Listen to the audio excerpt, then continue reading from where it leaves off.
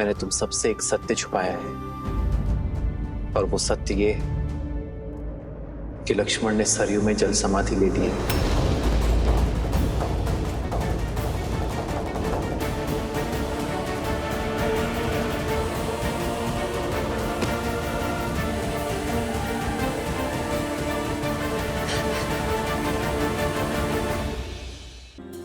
किंतु मेरे लक्ष्मण ने ना रुककर इस संसार में धर्म और वचन का उदाहरण स्थापित किया है, और मैं ये चाहता हूं कि मेरे पुत्र भी उसी मार्ग पर चले, धर्म और वचन की स्थापना के लिए अपने प्राण तक त्यागने को सज रहे। हनुमान, मैं जानता हूं तुक विराट है, किंतु ये समय टूटकर बिखरने का नहीं है। ये समय है स्वयं को संभालने का, हर संकट से लड़कर संसार की रक्षा करने का है।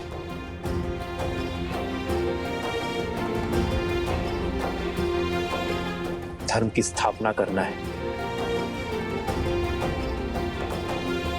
रघुकुल की रीत निभाना है। मेरा विश्वास करो हनुमान, और कोई समस्या नहीं है। ये अयोध्या और अयोध्यापति सकुशल है, इसलिए तुम चिंता छोड़ो और लवकुश के साथ दिग्विजय की यात्रा में आगे बढ़ो। नहीं प्रभु, आप मुझे स्वयं से दूरी का दंश मत दीजिए। प्रभु, आप मुझे अपने साथ रहने की आज्ञा दीजिए, आज्ञा दीजिए प्रभु। आप कहें या ना कहें, ये भक्त सब समझता है प्रभु। लक्ष्मण भैया के बिना आप कितने कष्ट में होंगे प्रभु। माता सीता, अब तो माता सीता भी नहीं है आपकी पीड़ा हरने के लिए।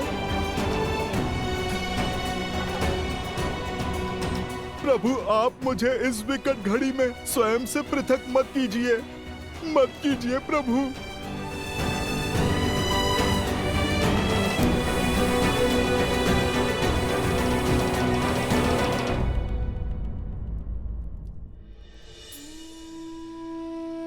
यदि आप हमारे कारण चिंतित हैं पिताश्री, तो आप व्यर्थ में ही व्यतीत हो रहे हैं। वक्त से इस विकट घड़ी में भगवान के साथ उनका सुख मत छीनिए। देखिए ना, आपकी चिंता हनुमान जी के मुख पर प्रदर्शित हो रही है। उन्हें आपके साथ रहना चाहिए, हमारे साथ नहीं। हम पर विश्वास कीजिए और ऐसे एक भक्त की आस मत तोड़िए। हनुमान,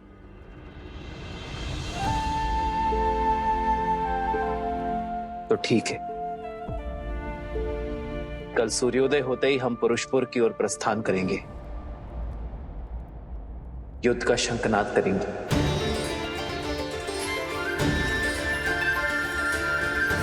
और तुम भी हमारे साथ ही चलोगे हनुमान।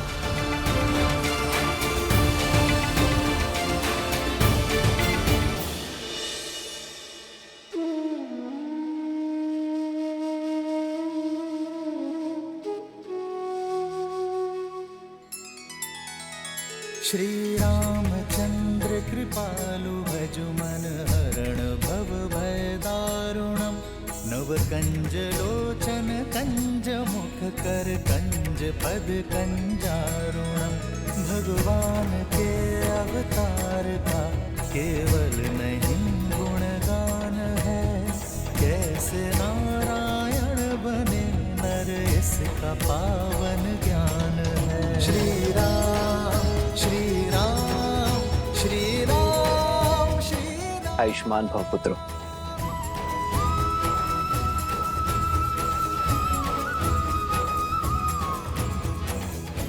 अपने दिग्विजय को संपूर्ण करने के लिए सज्ज हो। सेना भी सज्ज है भैया।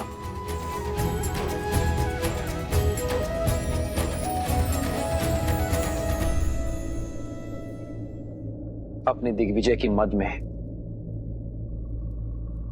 रघुकुल की रीत, सूर्यवंश की कीर्ति को मत भूल जाना पुत्रों।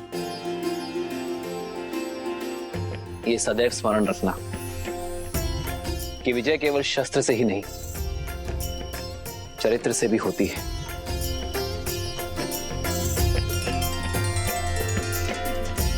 तुम दोनों केवल रघुवंश के अंश नहीं हो, धर्म के पथिक भी हो। और ये यात्रा केवल भ्रमण नहीं, यह अध्ययन है, संसार का भी और स्वयं का भी। क्योंकि जो स्वयं पर विजय पा लेता है उसे संसार कभी हरा नहीं सकता।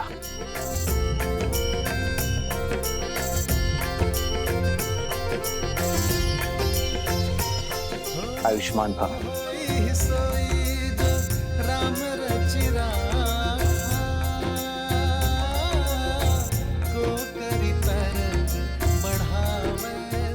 भरत, माताओं तक सूचना पहुंचा दी तुमने? जी भैया, संदेश भेजा जा चुका है।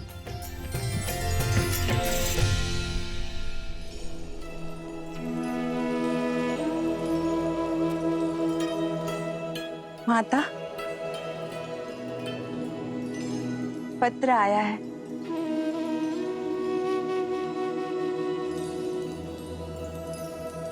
प्रभु ने आप दोनों की सुन ली। कल महाराज और भरत भैया की भेंट लव, कुश और हनुमान जी के साथ हुई और रात्रि में भोजन भी उन लोगों ने साथ में ही किया। तुम सत्य कह रही। धन्यवाद नारायण, धन्यवाद। मेरे पोते अपने पिता से मिले, उनका आशीर्वाद पाया, इससे सुखद और क्या हो सकता है। लव और कुश अपने भारत भ्रमण को संपूर्ण करने के लिए आगे बढ़ रहे हैं और राम और भरत पुरुषपुर की ओर अग्रसर हैं। उन दुष्ट गंधर्व के अंत के लिए सच्चे हैं।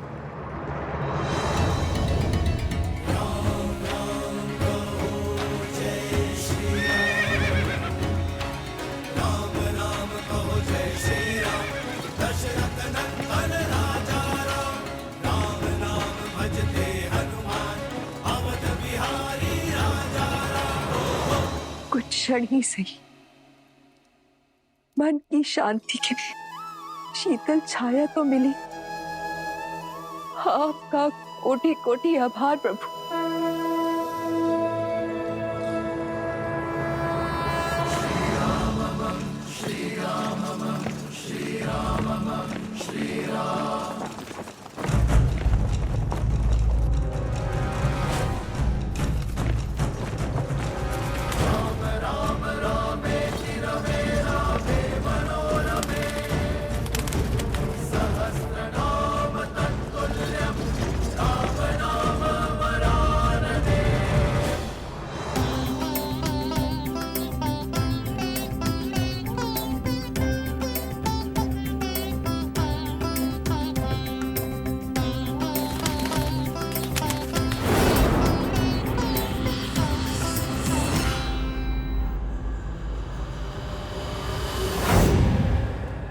महाराज की जय हो।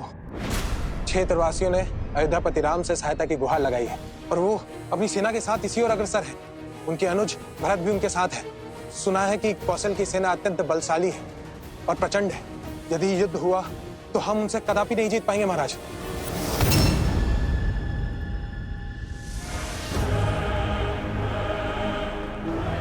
जिस सेना के विरुद्ध हमारी जीत असंभव है, वो युद्ध भूमि तक पहुंचेगी नहीं।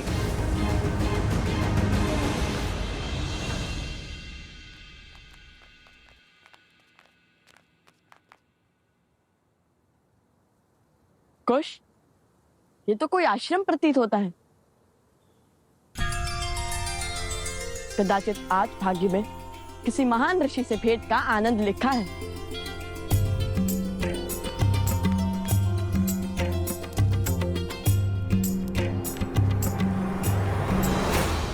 कौन हो तुम? किससे मिलना है?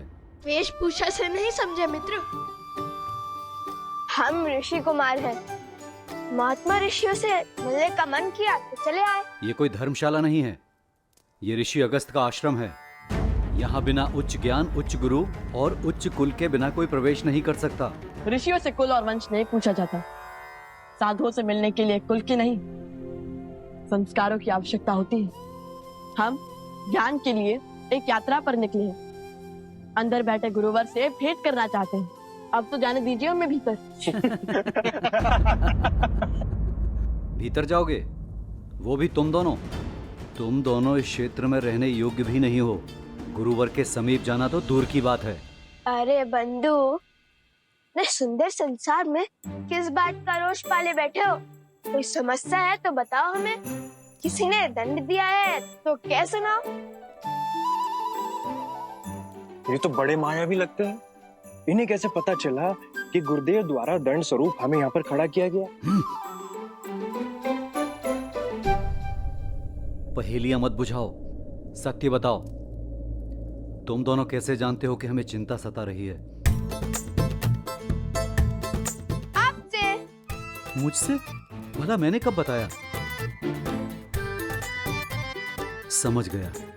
ये दोनों केवल मायावी ही नहीं हैं, अत्यधिक चतुर भी हैं। ऋषि कुमारों के भेष में कौन हो तुम? सत्य कहो, अन्यथा संकट में पड़ जाओगे। अभी बताता हूँ। रुको। जो परिचय दिया है वही सत्य है। यदि मन में कोई शंका है तो मत मानो, किंतु हम ऋषि अगस्त्य से मिले बिना कहीं नहीं जाएंगे। ऋषि अगस्त के द्वारपालों को चेतावनी? रुको, अभी तुम्हें ऋषिवर के पास लेकर के जाते हैं। अब वही तुम्हारा सत्य से आवरण हटाएंगे। देखो मेरी चाल, लो भैया सज जाइए। ऋषि अगस्त्य से मिलने का सौभाग्य प्राप्त होने वाला है।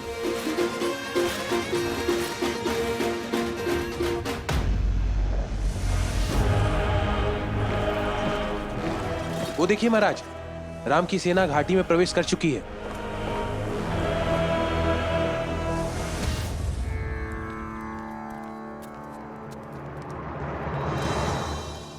गुरुदेव प्रणाम। गुरुदेव, ये बालक आपसे मिलने की हट कर रहे थे। वेश तो किसी ऋषि कुमारों वाला है, किंतु आत्मविश्वास किन्हीं राजकुमारों सा है। इतना अहंकार तो किसी मायावी दानव में नहीं होता जितना इन दोनों में है। जानते हो ये दोनों कौन है? अवश्य, मायावी धूर्त हैं दोनों। नहीं, अयोध्यापति श्री राम और देवी सीता के पुत्र लवकुश हैं।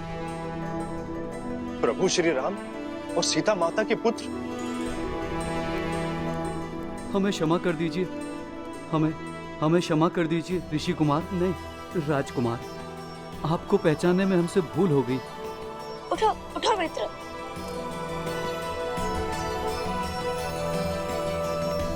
कर्तव्य भले ही राजकुमारों का निभाते हैं, किंतु मन से सदा ऋषि कुमार है। हम भारत भ्रमण पर निकले हैं।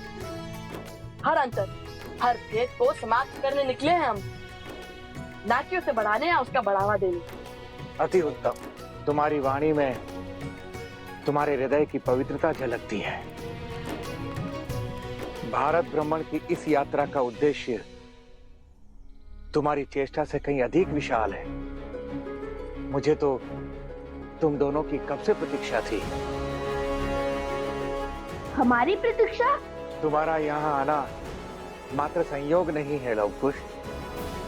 एक बहुत बड़ा युद्ध तुम्हारी प्रतीक्षा कर रहा है। एक असुर जो अपने मन में तुम्हारे प्रति द्वेष का दंश भरे बैठा है, वो तुम्हारे अंत को आतुर है। ये युद्ध साधारण युद्ध नहीं होगा। ये शत्रु तुम्हारे अन्य शत्रुओं से बढ़कर बलशाली है।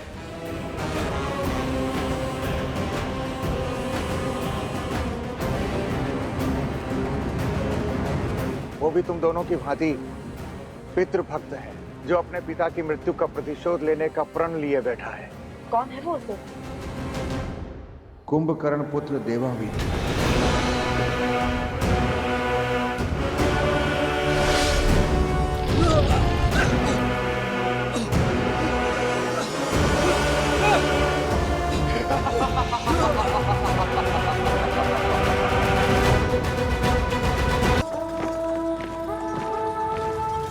रुको, रथ रोको।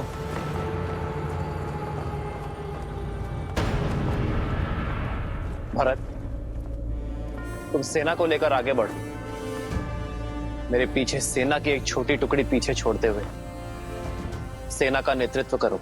मैं तुम्हें इस युद्ध की बागडोर सौंपता हूं। ये मेरे लिए सम्मान की बात होगी भैया, विश्वास रखिए, मैं आपको निराश नहीं करूंगा।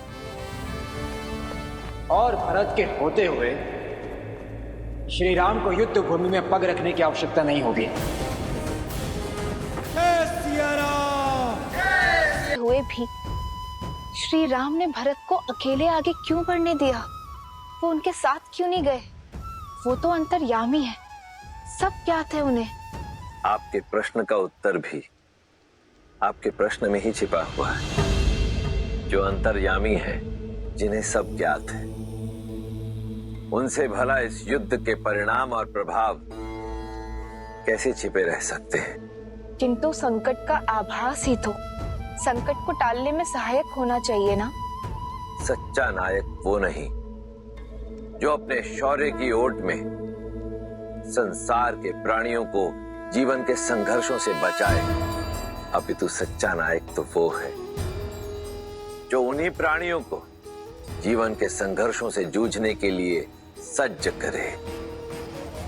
जो पक्षी पवन के वेग की परीक्षा को पार न कर सके, वो भला आकाश का स्पर्श कैसे कर सकता है? श्री राम भी भरत के शौर्य को आकार दे रहे हैं। उन पर आज भरोसा कर उन्हें कल के लिए, भविष्य के लिए तैयार कर रहे हैं, क्योंकि अब राम के अयन का अगला अध्याय आरंभ होने वाला है, जो इस युद्ध से बहुत अधिक विराट है, जिसका उद्देश्य विश्व विजय नहीं, जगत का कल्याण है।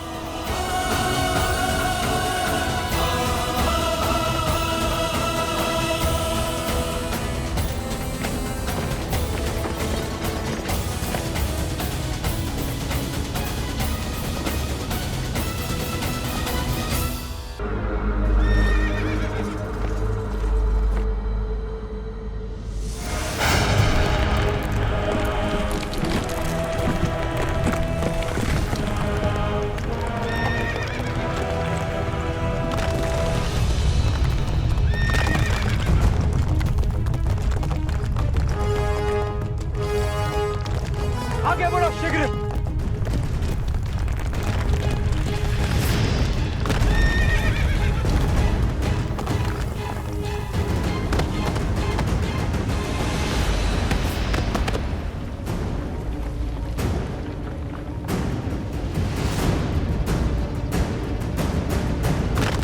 सैनिकों,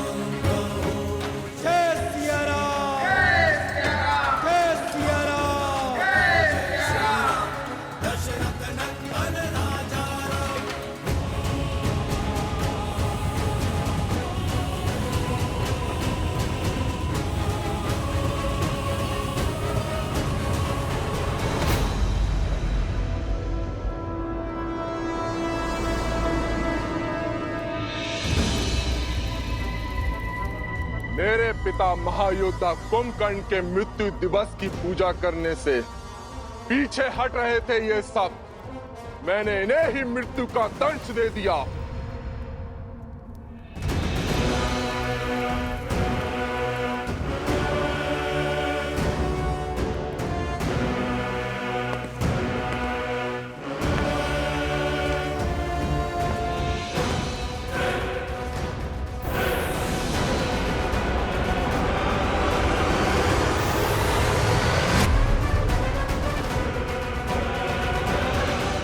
किसी भी अन्य नगर, द्वीप, राज्य से पंडित लाओ, उन्हें हमारे प्रजाजन दास के रूप में भेंट करो।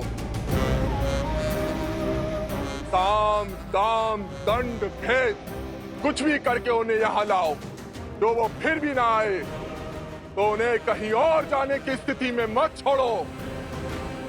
मेरे पिता महान थे, शूरवीर थे, भ्रातृभक्त थे, किंतु षड्यंत्रकारी राम ने उनकी श्वास और उनका सम्मान दोनों छीन लिए। आज नहीं तो कल उस राम को अपने किए का दंड भोगना ही होगा।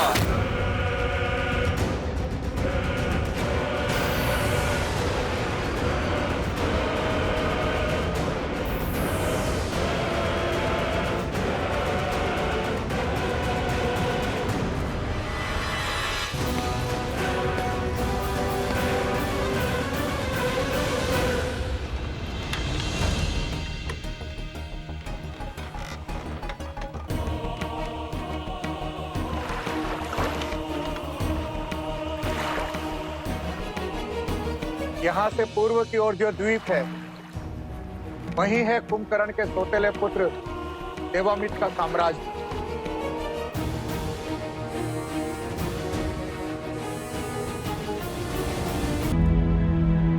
हनुमान, भरत के अकेले युद्ध में उतरने की चिंता सता रही है तुम्हें।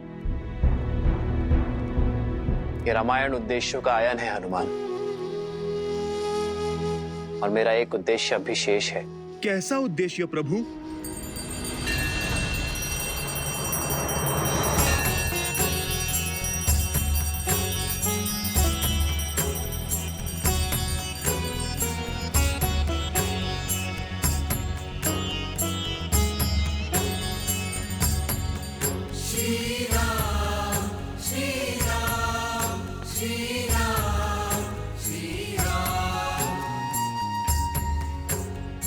दशरथ पुत्र राम का नमन स्वीकार करे ऋषि कुंभोधर।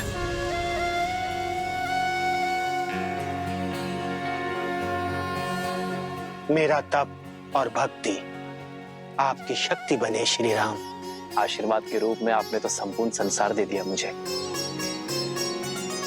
याद था कि आप इसी मार्ग से जाने को हैं। आपके मार्गदर्शन में हिंगलाज माता के दर्शन करने की इच्छा है मेरी। अपने भाई भरत की विजय की प्रार्थना करना चाहता हूं मैं ऋषिवर। हर हर महादेव।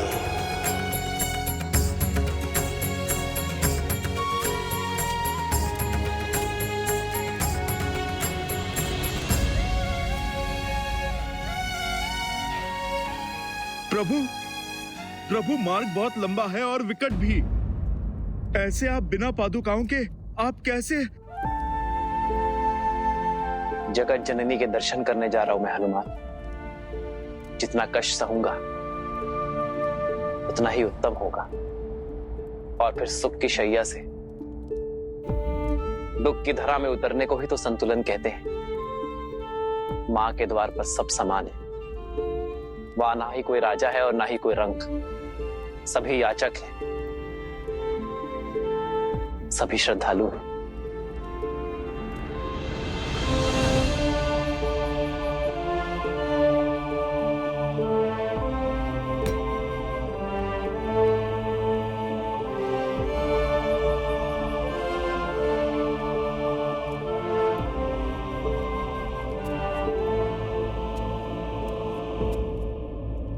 माता हिंगलाज देवी की, माता हिंगलाज देवी की, माता हिंगलाज देवी की, माता हिंगलाज देवी की।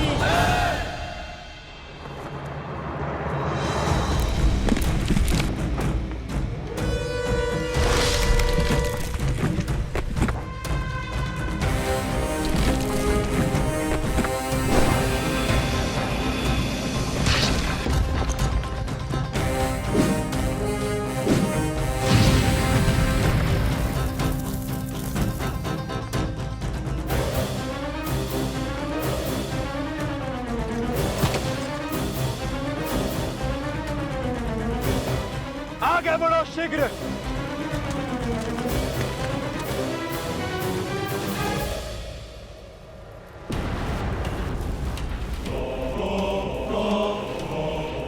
यमदेव, इस युग के अंत का समय आ गया है।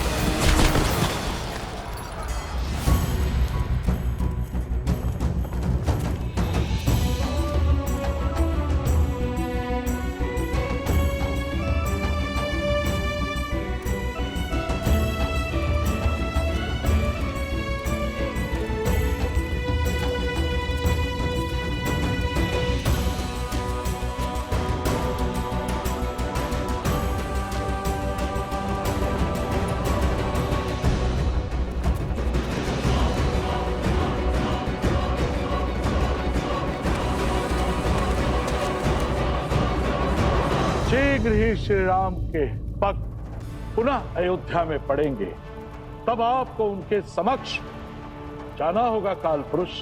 और आप जैसे ही उनके समक्ष जाएंगे वैसे ही श्री राम विधि के विधान को समझ जाएंगे और अपनी देह को त्याग देंगे।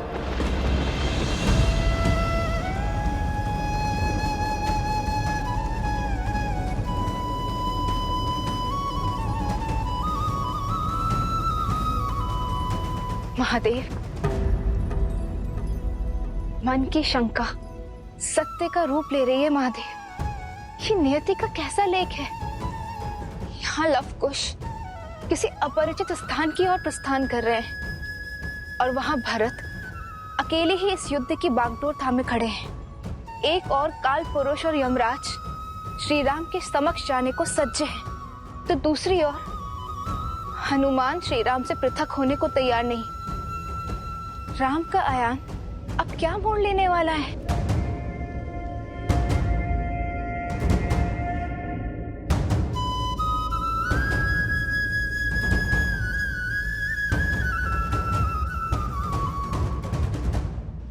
क्या परम भक्त हनुमान अपने श्री राम का देह त्याग सह पाएंगे?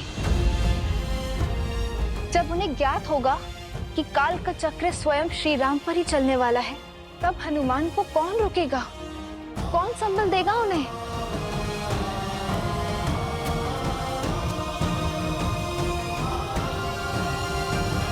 अब तो हनुमान क्षण भर के लिए भी श्री राम से पृथक नहीं होने वाले। ऐसी परिस्थिति में काल की स्थिति कैसे उत्पन्न होगी? और हनुमान स्वयं आपके अवतार है, भला आपको हराने का सामर्थ्य किसमें है?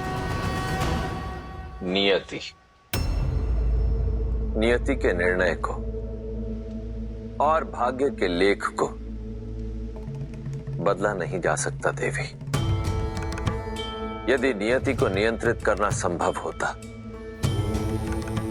तो क्या स्वयं नारायण के अवतार श्री राम को वनवास का दंश सहना पड़ता? क्या देवी सीता धरती में समाहित होती? क्या श्री राम के अनुज लक्ष्मण इस प्रकार मृत्यु को वरण करते? क्या महाज्ञानी महातपस्वी लंकापति रावण इस प्रकार अपयश प्राप्त कर संसार से विदा होता? यही नियति का चक्र है देवी। कठोर परंतु न्यायपूर्ण। देर सवेर जो भी घटना घटित होने वाली होती है वो घट के रहती है। और अब नियति के इस चक्र का सामना हनुमान को करना पड़ेगा। अपने श्री राम से पृथक होने का दुख झेलना ही पड़ेगा, क्योंकि यही घटना इस युग का समापन करेगी देवी।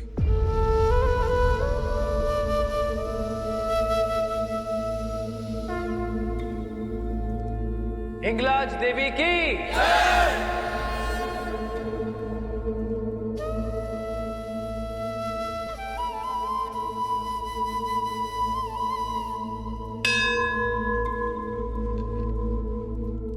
नारायण के नए अवतार की लीला आरंभ होने वाली है देवी, और इसके लिए अनिवार्य है कि श्री राम और ये युग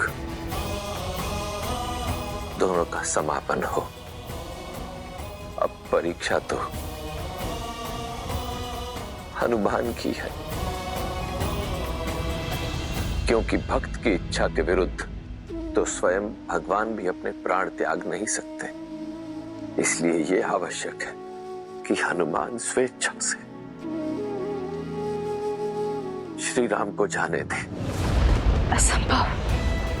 जो हनुमान श्री राम की आह तक नहीं सह सकते, वो सदा सदा के लिए उनका वियोग कैसे सहेंगे?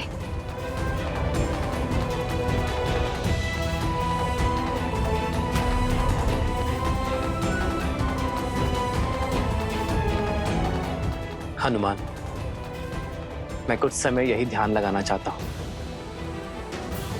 भरत और लवकुश के लिए प्रार्थना करना चाहता हूं।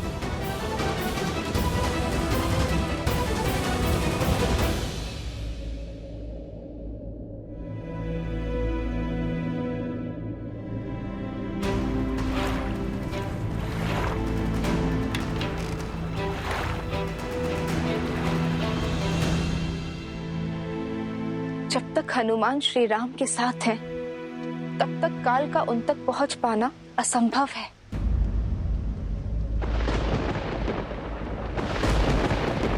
संपूर्ण त्रिलोक इस प्रश्न से चिंतित है देवी, और अब इसका उत्तर भी त्रिलोक ही ढूंढेगा। नारायण नारायण। हे परमपिता, आपने उपाय तो बता दिया, किंतु उसे करेगा कौन? आप नारद मुनि, आप करेंगे। अब अद्भुत अद्भुत परमपिता।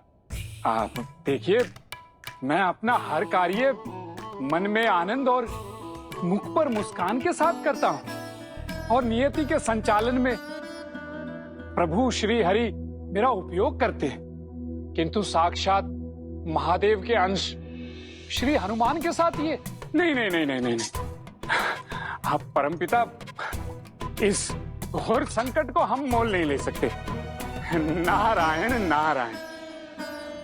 हे परमपिता, यदि भूल से भी हनुमान को इस छल का आभास हो गया, तो वो मुझे कहीं से भी खोज निकालेंगे, और यदि बात प्रभु श्री राम पर आई, तो उसमें तो वो मेरे ही समान है, प्रभु श्री हरि के भक्त।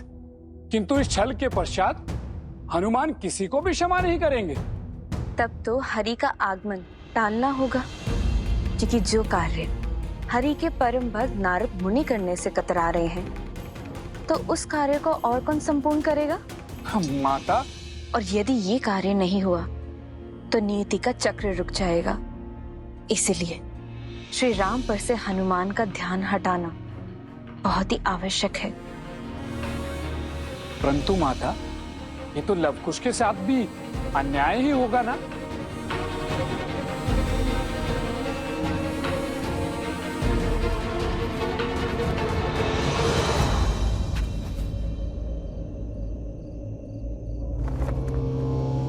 देवामित्र बहुत बड़ा पितृभक्त है। वो अपने पिता को ईश्वर के समान पूजता है। वो राजा तो बन गया, किंतु उसकी दरिद्र प्रजा संसार को उपहार के रूप में बांटी जाती है।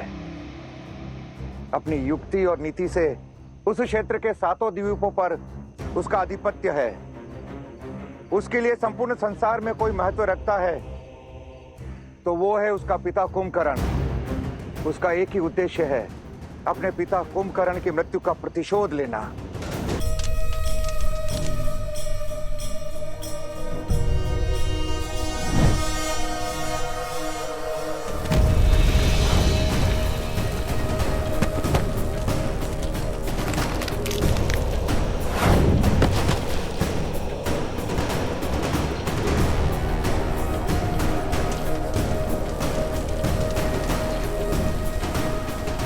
पिताश्री। किंतु कुंभकर्ण उसकी माता करकोटी का दूसरा पति था। देवामित के पिता अनुलोमा को महाराज दशरथ ने देवासुर संग्राम में मार गिराया था। मैं आपका अंश तो नहीं हूं, किंतु मेरी विधवा माता से विवाह कर आपने मुझे अपने पुत्र की भांति पाला, मुझे स्नेह दिया, प्रेम की छाया दी, और एक दिन उस राम ने मुझसे मेरा संसार, मेरा पिता छीन लिया।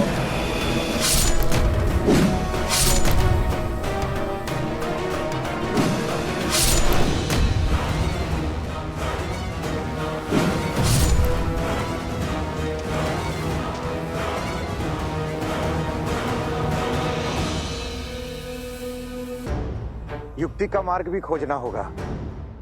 हम सब ऋषि और तुम ऋषि कुमार पूजा के लिए सज होने का स्वांग करके वहां जाएंगे। वहां तुम दोनों उसकी मृत्यु का मार्ग खोजोगे और प्रजा को उसके अधर्म और पाप से मुक्त कराओगे। जो आ गया ऋषिवर।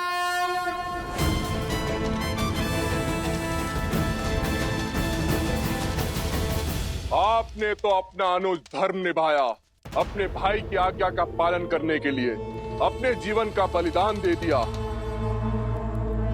अब बारी मेरी है, मैं अपना पुत्र धर्म निभाऊंगा, आपकी मृत्यु का प्रतिशोध दूंगा। अब प्रतीक्षा है तो बस एक अवसर की, जब मैं राम के कुल का सर्वनाश कर सकूं।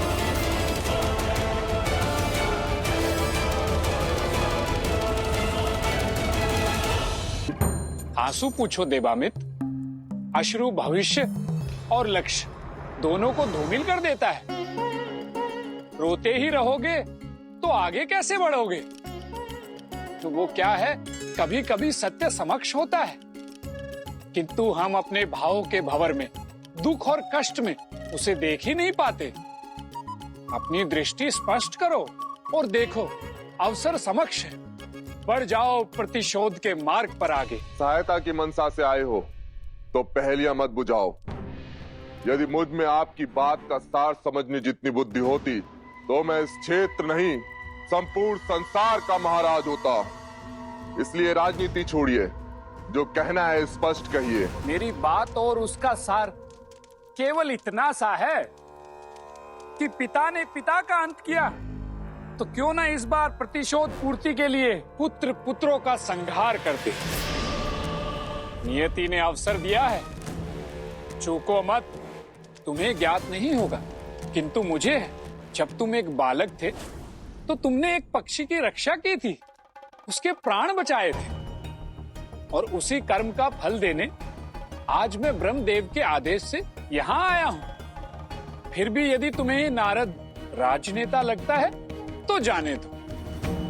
नारायण नारायण। अरे रुकिए नारद मुनि, आप तो बुरा मान गए। आप अपने पधारने का प्रयोजन बताइए।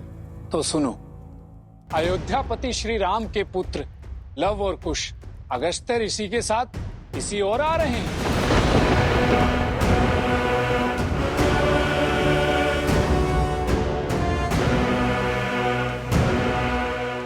धन्यवाद ऋषिवर, आपने मुझे दिशा दिखाकर मेरे प्रतिशोध का मार्ग प्रशस्त कर दिया। नारायण नारायण।